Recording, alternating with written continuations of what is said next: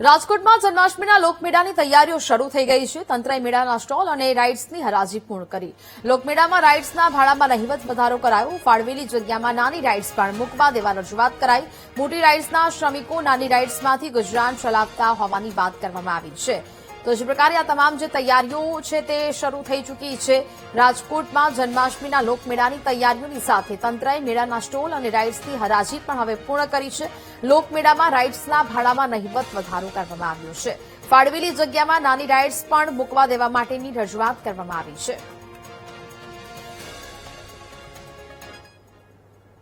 રંગીલા રાજકોટના રંગીલા મેળાનું આજે ઓક્શન બહુ સારી રીતે થઈ ગયું છે અને એમાં અમે માનનીય કલેક્ટર સાહેબ તેમજ માનનીય કમિશનર સાહેબ તેમજ માનનીય પ્રાંત સાહેબ સૌનો ખરા દિલથી મેળા એસોસિએશન વતી હું આભાર માનું છું કે બહુ સારી રીતે આજે હરાજી પૂર્ણ થઈ છે। પણ અમારા મુદ્દામાં એક એવું છે કે અમારો પ્લોટ સમજો કે 60/80નો હોય છે, કોઈ પ્લોટ 50/80નો હોય છે, તો એની અંદર જે જગ્યા વધતી હોય છે એમાં અમારી સાથે મજૂર વર્ગ જે કામ કરતો હોય છે એની નાની નાની ચકેડી ને એવું બધું હોય છે, તો એ સાથે અમને લગાડવા દઈએ એવી એક અમારી નોર્મલ માંગણી છે।